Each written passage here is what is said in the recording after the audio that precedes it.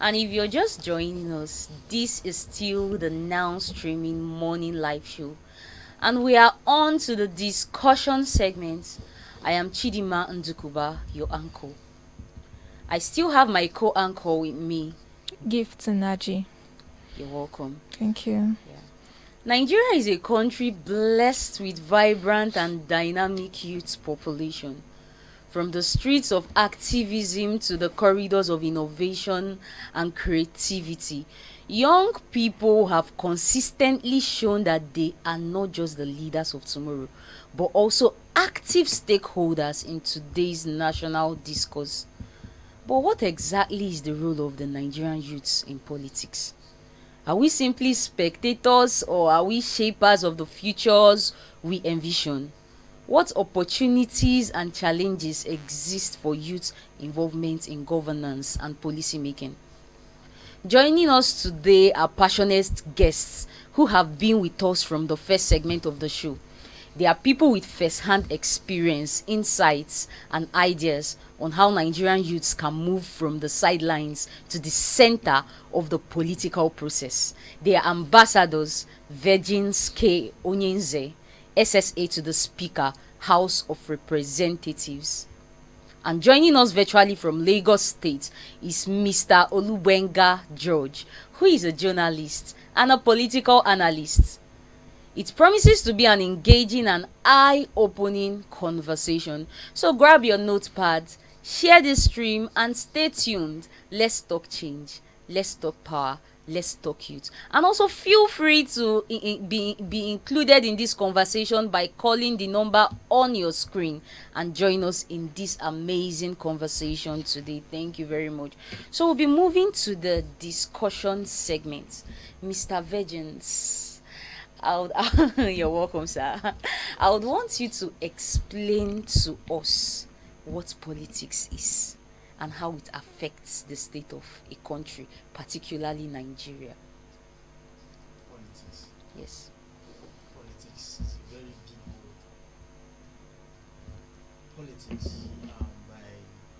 word. Politics by different philosophers, um, men of great political thought, has defined politics in various ways. We have the likes of Aristotle, Plato, J.J. Rizzo, about Einstein, Harold Laswell. They define politics in their different understanding, but we have the simplest one that states that politics, by Harold Laswell, politics is who gets what, when, and how. That's just politics. Another definition can be said to be the authoritative allocation of power. How you share power, how you administer power, how you get power in a given society or community. This is just one of the simplest ways of what politics is all about. So many persons will tell you, I don't want to join politics. Politics is dirty. Politics is this. Politics is that. But I want to tell you today that politics is not dirty. But I can say that the way we play politics is dirty. The way we play politics is dirty. Because you cannot take away politics in everything you do under the sun on earth. You cannot take away politics. Even in your family, there's politics. In our churches today, there's politics. Mm-hmm. In our mosques, there's politics. In the marketplace, there's politics. I want to say or add this, that wherever we find 1, 2, 3 or more than 3 persons in a particular space, there's politics. Yeah. You cannot take it away. The price of everything in the market, to the smallest thing as the pin or this pen, has a political influence in that sovereign nation. So you find out that you cannot do anything without politics. But it's just that the way we play it in Nigeria, so to say, is now what people refer to as being dirty. But you cannot take away politics away from our day-to-day activities. Politics is sweet. Politics is loving. Politics is even a way of life, so to say, because the way you behave, the things you do is political. Decision making, why you are here in this country, why you are seated here, whatever the policy that they will bring to the broadcasting what's it called, institution of this country will affect ACNN. It's politics, it's political. Decisions will be taken. The price of this thing called pen is politics, because the government would decide the cost in which you will sell it through one means or the other, either because it's coming in from whatever country or how it's coming in, the custom, whatever, they will put their price there, whatever duty or whatever you want to pay. Now that will now make you know how much you want to sell this your pen after bringing it into the country. What is that? Is it not politics? What are you saying? You cannot do away with it. The earlier the better. You find a way and queue and join the winning team as we proceed to make this country a better place for all of us and our generation yet unborn. The better for us. You talked about politics is how you administer power. In what state is Nigeria at this point? What is the administration of power in Nigeria at this point in time? God will help us. Nigeria, we are not there yet. One step at a time. Yes, we are not there yet. To be frank, we are not there yet, but one step at a time. We're just being optimistic that tomorrow will be greater than today. I don't want to speak much as towards your question that in what state is Nigeria. We all can see. Let me put it that way. Why don't you seeing, tell us? Based on the economic policies we're having here in this country today, of course, maybe even if you're not buying fuel, the cost of transportation has increased in one way or the other. Even if you're not buying fuel, you're at least moving from one place to another, from your house to your place of work, right? So in one way or the other, it's touching our individual lives. Do you agree with me? Yes. So we can as well have a response to this question at which stage are we in Nigeria today? Let us, will I say, tickle our brains and know if we are in the right state or not. But me giving you a particular answer to this particular question. You are being diplomatic. That's okay. That's beautiful. Over to you, Mr. Benga. I would like to ask you the same question. At what state is Nigerian politics now? At what state? What's the state of Nigerian politics? All right. I would say Nigeria. My response would be very funny, actually. Nigeria is at a political state. When we begin to look at the concept of politics, I think the definition we pick will actually determine the response that we get. And one thing that I always like to, pinpoint in conversations that has to do with politics is that we must, first of all, separate the concept of politics and governance. They are two different things entirely. So I pick politics from, the definition that says that it is a set of activities that are associated with making decisions in groups or other forms of power relations among individuals within a community or society. So if you take it from that angle, you would realize that politics totally differs from governance. Politics has to do with all the activities that happens in our communities. Yeah, we focus on the political parties, for example, and the individuals and all the political actors. But politics is broader than that. So politics is practiced in almost every sector of our existence. From our financial sector, the banks, the markets. Everything we do, in life generally is political, especially because we have to make choices amongst several that are available to us. So if we pick it from that angle and we now narrow it down to look at the state of politics in Nigeria, I would only say that we are in a political state right now.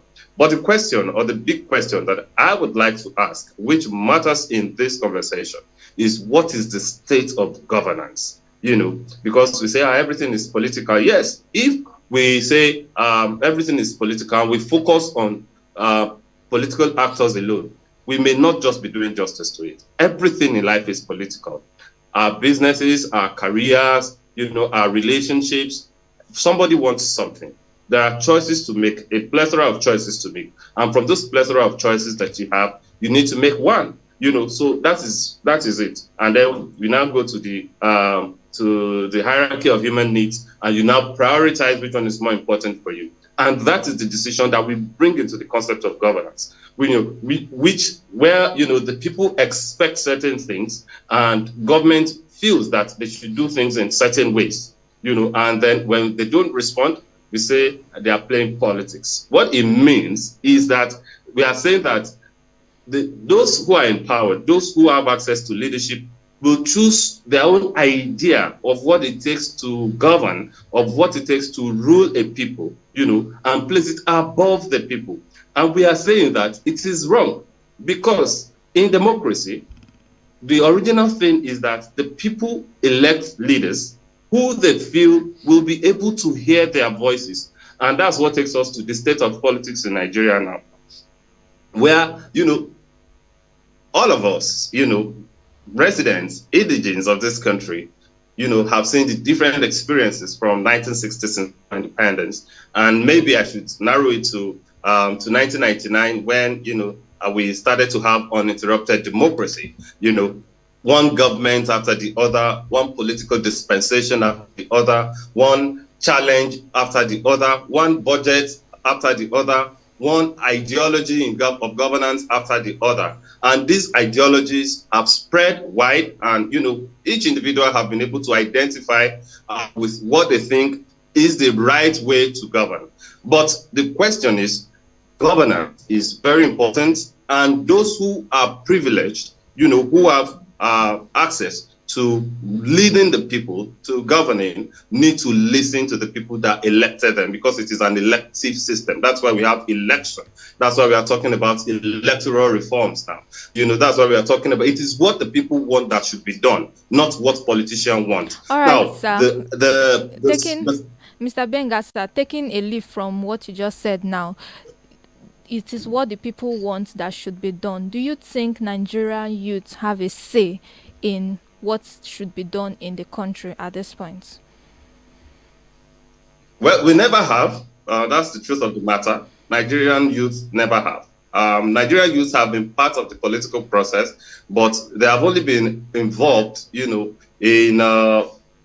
insignificant ways. So how do I mean? We have been involved, going back to history with student unionism. That's the earliest, introduction of Nigerian youth in the political space. Or maybe we should go to pre-independence. The people who were the leaders of the country at that time were youth. And they were the ones that set the example, to what youth involvement should be like in a government. Because at that time, of course, they were the ones in government. They were the one that has access to power. So, but it's not the situation right now. Going back 60-something years down the line, we see that there is a retraction of that order. Youth are no longer involved. They have been separated, and they do not play significant roles. They play roles, notwithstanding. The roles we play are grassroots mobilizers for politicians or political warlords, or gladiators. We play touts. We play advisors. We play different kinds of roles, but these roles are not significant in terms of the concept of governance. Youth, just in 2021 or thereabouts, we had the Not Too Young to Run bill, that lifted the barriers on youth participating and being able to vote and be voted for as provided in the Nigerian Constitution. Yes, to what extent that has happened now is what we are measuring. The participation of youth in politics continue to reduce.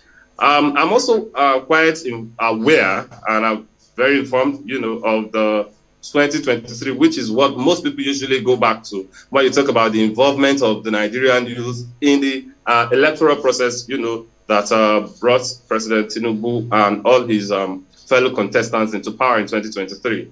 And one of the highlights, of that election year would be the involvement of youth in activism, through social media, which, is consequent upon us, which is one of the benefits of being alive right now across the world. So social media has been the only vehicle that has given youth some kind of relevance, in governance. They're able to talk, and then the people can listen and watch their ideas and therefore make decisions or take action. Whether the actions are positive or negative is another conversation. But when it comes to where the Nigerian people and the Nigerian youth stand at the moment, our participation is minimal and almost irrelevant and insignificant, and we deserve more.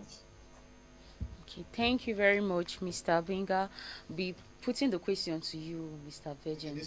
Yes, this same question. No, we have a say. The youth, actually, yeah, we do have a say. But I would love to say this, that I said we do have a say, but I would love to say this, that we've not been heard. Let me put it that way, because you can't tell us we don't have a say. We have a say because the youth covers a large number of the voters during election. You can agree with me. The youth demography very important, and that's why you see our fathers, our political leaders, and the rest trying to grab the attention of the youth. If we don't have a say and we don't have power all over them, you won't see them calling on us to support them and to support their movement or their vision.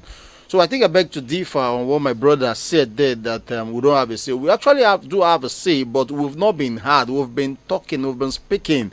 If we don't have a say, we will not be able to achieve some of the glory days of the End Bad Governance protest. But which we saw how that ended, EndSARS with the whole killing. Yeah, of course we will not relent now. But now we see Senator Ireti coming to say, youth, we only know how to complain. That's to him. That's not the definition of what Nigerian youth stands for. Ireti Kingibe cannot tell us. Without the youth, will he be in that office today? Ireti Kingibe, before now, prior to this time, was it the same person that is fighting the Federal Capital Minister? Fighting him. I'm even shocked and surprised seeing the video, watching the video that is now telling us that we are complaining to the minister. I was shocked listening to it. That was seeking for help on how to battle this same minister in FCT. Today he's telling us that the youth are complacent. No, he can't be saying that, because the same youth that he's talking about today stood firm under the rain, under the sun, voted for her here in this same FCT.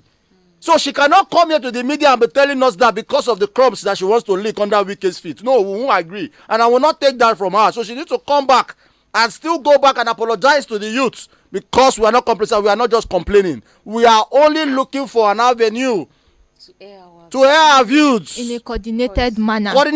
Yes. Not causing any havoc now. So why will they come out? Why will they come out and tell us this? No, I beg to differ, and I disagree with her as a senator. This same youth you are saying that they are murmuring, they are complaining. They fought. They stood their ground. Why they want to change your results? They stood their ground under the sun, under the rain, counting this same vote for you. And you are telling us today that they are complacent, complaining. You will come back and still seek for that vote, and I will know that the Nigerian youth that you are complaining about today will show you the exit door through to the ballot.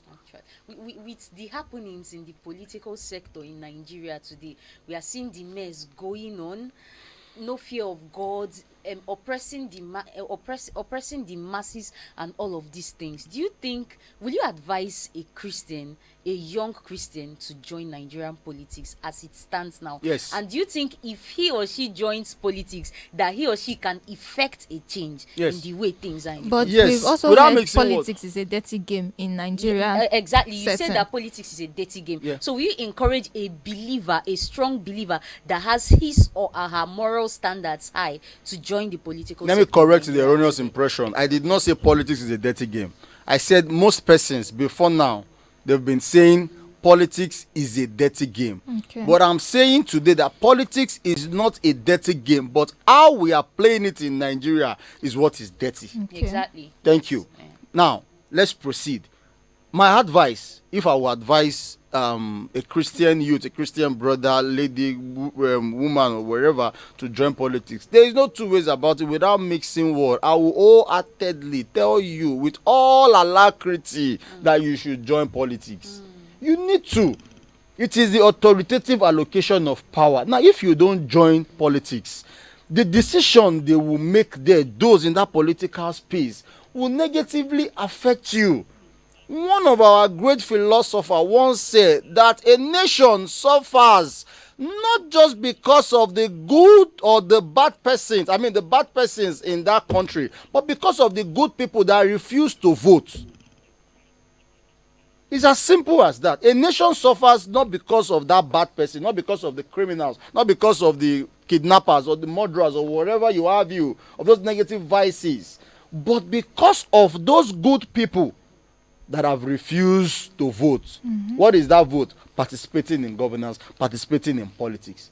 You don't have any other thing to do as a citizen of a country. One of your civic responsibility is to participate in politics. Last week, we heard of a bill that they want to pass in the National Assembly of if you did not vote, you'll be arrested for 6 months. Voting. Yeah, mandatory voting. Do you understand? I don't know where that is coming from, but it's just because of what we're discussing today, I'm just bringing that out. Why are they putting that in place? I don't know their motive. They will tell us the size of the Nigerian prison and how many of us they will arrest.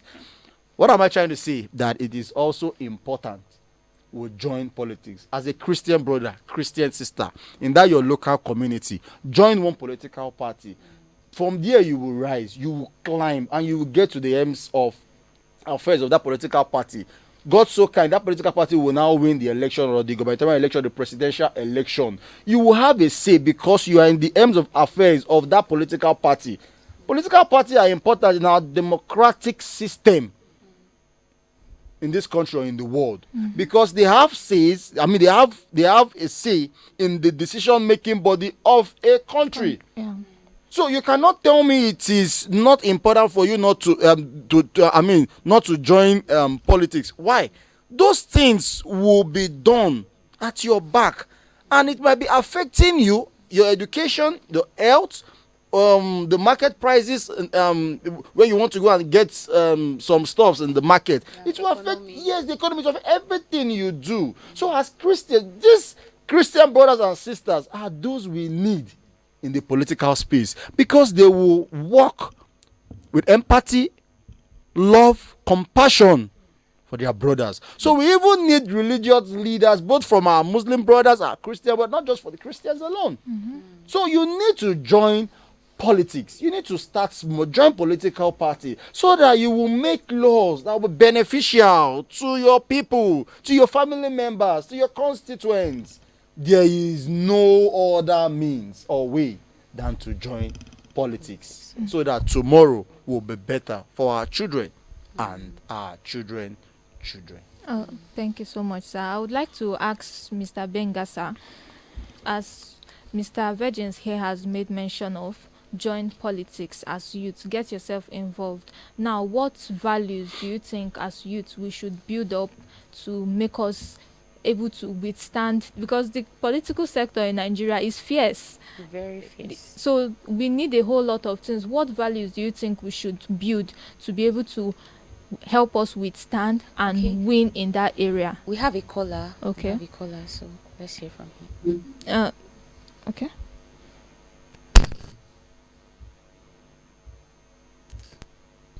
Okay. Good morning. Good morning, gentlemen in the house. Ambassador, others in the house. I want to say this. Our problem as Nigerian. My name is Prince. I'm calling from Taba in Kogi State. Our problem as Nigerian is the youths are the problem of the Nigerian youth. You are the FFA to the Honorable Speaker, I want to put it to you. What advice are you giving the Honorable Speaker? You've just raised the issue of a compulsory voting without who will go to jail. Like all of us will go to jail. Because what is the essence of coming to vote when my vote not up? Thank you. One of the things I am thinking of what you just said is what you say about Ngibe. I think that Ngibe has disappointed Nigerian youth.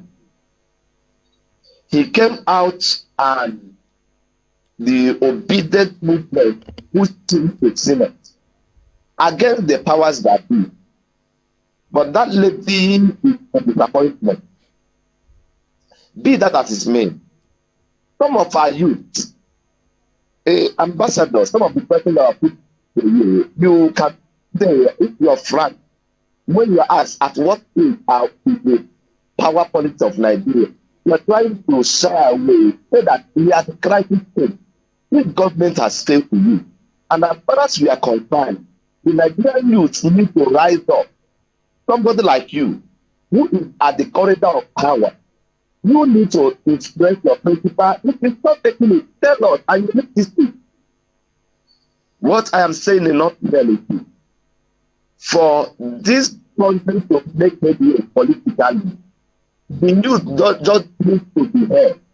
They don't just need to be seen, they need to be seen and be heard. When the last end-bank governance, if you come out, you are SA to the speaker. If you come out, some of you that are in the corridors of power and advisors, I led the EndSARS bad governors here in Abuja, forefront. When you count 1 to 5 of those that led end bad governors in Abuja, yes, you see me, you see my, yes, you see me. Go and check the records. That is good. I commend you for that. Now, we don't tell all of us, we Nigerians, we should not sit back and watch Tinubu is 70 over 7, Obi is over 60, Atiku is over 50. This country belongs to you and I.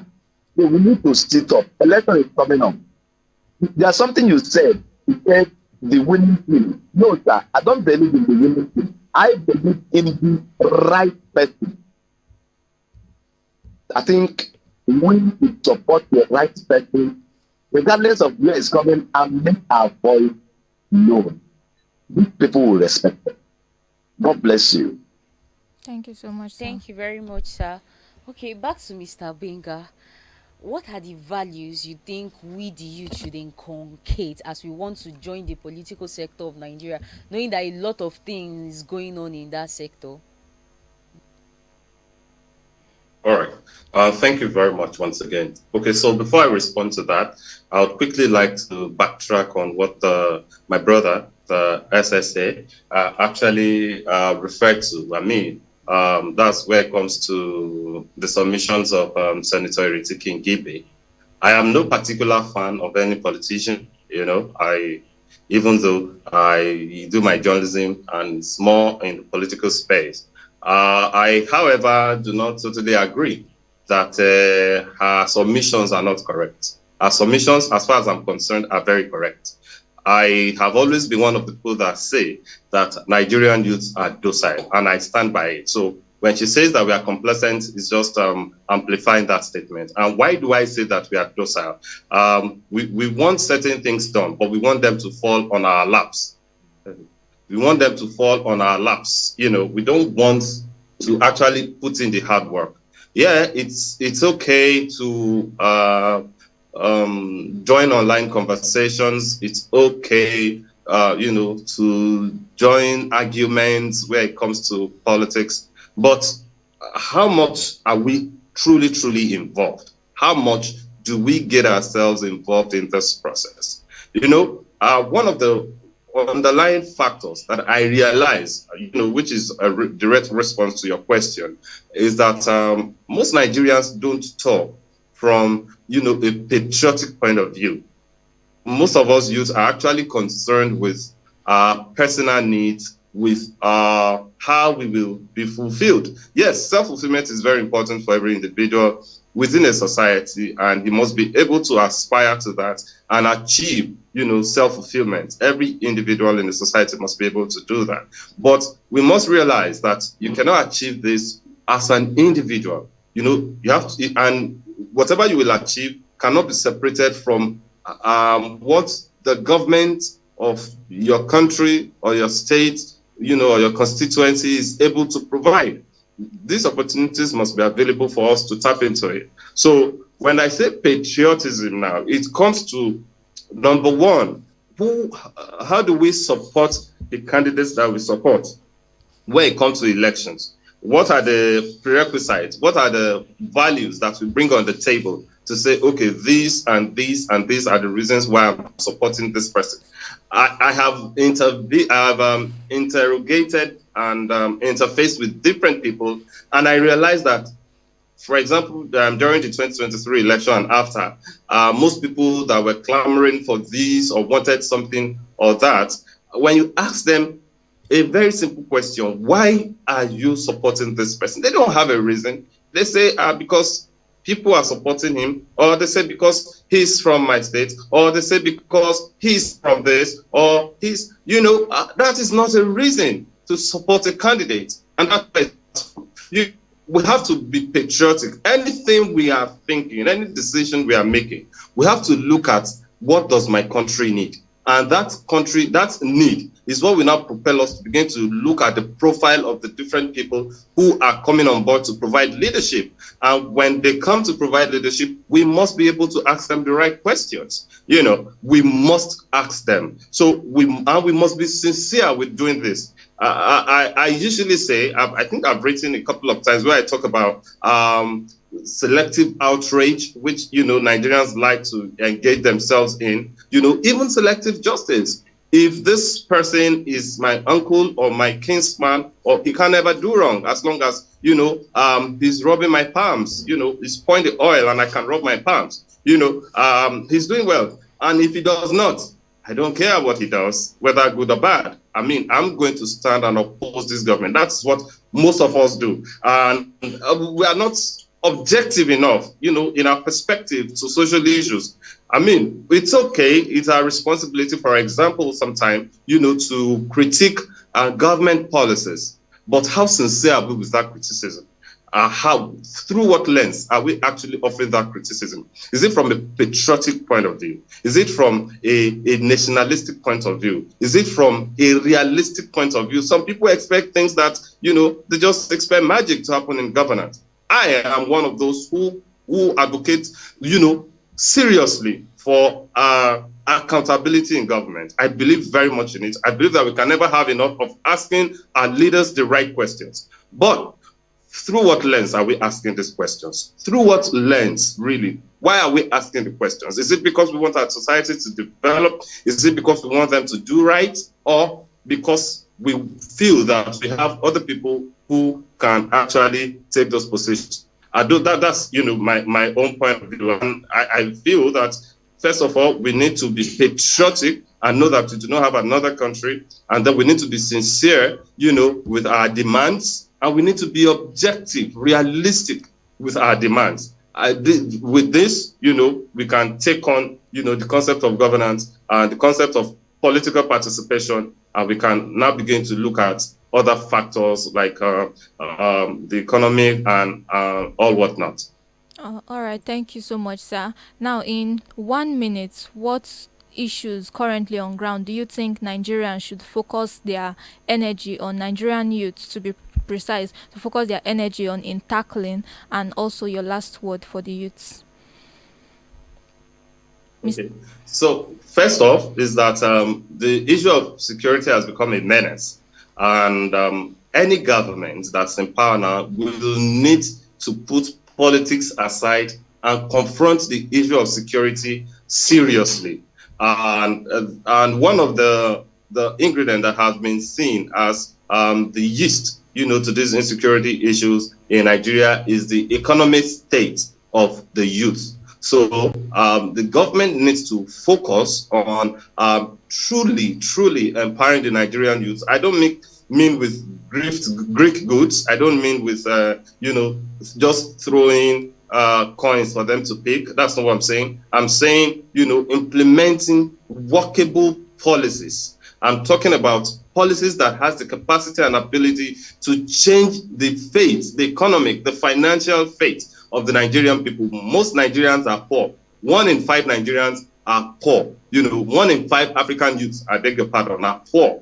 They are living below the poverty line. So if poverty prevails, then what sound decisions can be made? So the government needs to focus on truly empowering the youth, Nigerian youth, through quality education, through empowerment, investing in their future and their tech. I mean, for example, now we know that tech is the in thing. The government needs to be intentional and, implement workable policies that will engage the youth so much so that they become financially independent, and then they can have clear heads to make the right decision and participate meaningfully in politics. Thank you very much, Mr. Benga. That's really apt. We the youths, we really need the government to look into the economy of our country, because a lot of youths are below the poverty level. That's true. So over to you, Mr. Virgins. What are the pressing issues you think Nigerian youths want the government to address? And in a nutshell, give us your last advice to the viewers in 30 seconds. Pressing issues, unemployment. Yeah. Address it. Yeah. An hungry man is an angry man. That's true. This word is so small, but it's powerful. You cannot tell me that I have not eaten for days, and you will tell me I should be patriotic. Let's be realistic. So the government needs to provide employment for our teeming youth, because when they have this job, they will be able to sustain their family and carry out other civic responsibilities in the country or in their environment or in their community, and send hands of charity to their loved ones. That is why we live. It's called humanitarian services. But when they don't have employment, they don't have the enabling ground to feed for themselves, how will they achieve all those things? So the number one thing, I'm answering your question now, it's for the government to provide employment for the important. That is the most for now, for to the youth. I don't know, I know. And it's also part of the reasons why insecurity is on exactly, because some of them don't have any other reason or things to live on again. Yes. They will just join those that they feel that okay, this thing can fetch them money, and they will just join them. Yes. I know of somebody in my state, a young guy that used to play ball in those days. Today is among the people doing Biafra insecurity in Imo State. Yes, he's playing ball, a young guy. Now you don't know, maybe promising young guy. You don't know, maybe they've promised him one thing, or he has seen that okay, I don't have much to do and I'm not making money. Yes. Now an avenue has come. Or they've promised him this, or they've said, okay, if you don't do this, they've threatened, if you don't do this, so this one will happen. I said, now, he's one of the strong key men that are disturbing the community. Having mind to kill his own brothers. When I mean brothers, people from the same community, the same local government, like you'll be giving information and you can kill. Because he's idle. He doesn't have anything to do. So when you place this thing, when they have something to do, there's employment. Of course, you won't, at least it will be minimal. This insecurity, whatever thing, will be minimal. So that is one of the problem we are facing.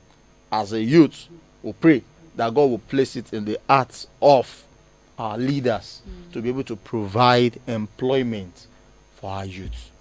My final thoughts. We don't have any other country except this sovereign nation called Nigeria. We don't have any other place to go. Everybody can jackpot. The discussion do come up. Sometimes when we are discussing, I'll tell them, I'm not going anywhere. Nigeria will give me what I want. Out of this, my belly shall flow rivers of living waters. And I will have enough overflow to give out To nations. To nations. Yeah. Extend my hands of charity to people. I'm not going anywhere. This is the country we have. So, what am I saying in essence is to join the process, join political parties, so that one day you'll be in the aims of their face to make policies, create programs to impact your community. I was not here years back. I've been in the process. People would think, okay, it just started today. No, even in church then, as small as the youth arm of the church, we'll be doing our local politics there. They'll do election, AYF youth president, AYF. We've been contesting, participating in that leadership process, even in the church, in school. I was the former Senate president of the National Association of Nigerian Students in Diaspora then. It didn't just start today. So it's a process. People would think, yes, look at me, I'm an aide to the speaker. No.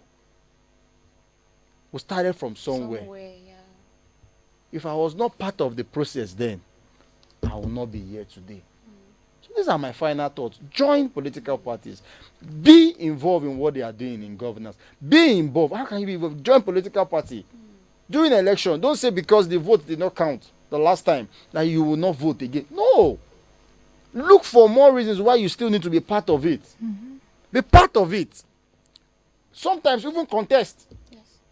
To give you experience on how to go about it next time. Be part of the process. And I pray God will help us.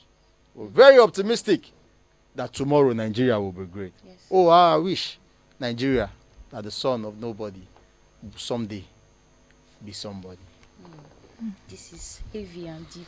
Viewers, join a political party. Wake up. It's time to do that. Join a political party today, tomorrow. Join Don't the keep process. it. Yeah. Join the process. Don't keep it. Yeah. We have to do something to change the state of our country, and it's dependent on you. It's dependent on me. Enough of the relaxation. So over to you, Gifts. What's your last word and advice to our viewers? I think Mr. Virgins has wrapped up what I have in mind. Like he made mention of be involved in the process. Even the, in quotes, leaders that we are not so happy with at the moment, they didn't just get to this point. They all started from somewhere. small. You can check their background. They started from small. And they got to the point where we are not happy with their decisions. Get yourself involved in the process, because in involving yourself, you can have a say in making that decision better and good for Nigerians. Thank you very much, Gifts. Thank you very much. I'm so happy that I was on set with you today. Same here, You dished Chidima. out a lot of things that every single person needs to go home and do. Thank you so much, Mr. Vigence. It's a privilege to have you on set here. Thank you for your time. Thank you very much. We, of everybody now that listens to us today and that we yet listen to us, we go and join a political party. Yeah, and definitely. something great is going to come out of this. We are grateful for your time. Yes, Mr. Benga, we are grateful. Our online guests, we are grateful for joining us and for dishing out the powerful points in this our conversation. Thank you very much. What a wonderful and powerful conversation we've had today on Now Streaming. A huge thank you to our guests for sharing such rich perspectives on the role of the young Nigerians in shaping the country's political future. If there's one thing we've learned, it's that youth engagement is not optional. It's essential, it's important. Whether through advocacy, voting, policy making, or even running for an office, young people must continue to show up, speak up, and shake things up. To every listener, remember this. Change doesn't start at the top. No, it doesn't. It starts with you. It starts with your voice, with your vote, with your vision. It all counts. It all counts. So I believe we are going to do something. Thank you for streaming with us today. Don't forget to follow us on all our social media platforms: Facebook, YouTube, TikTok, Instagram. Share this episode and continue the conversation using the hashtag #NowStreamingNG. Until next time, stay informed, stay inspired, and most importantly, stay involved. Thank you very much. Bye.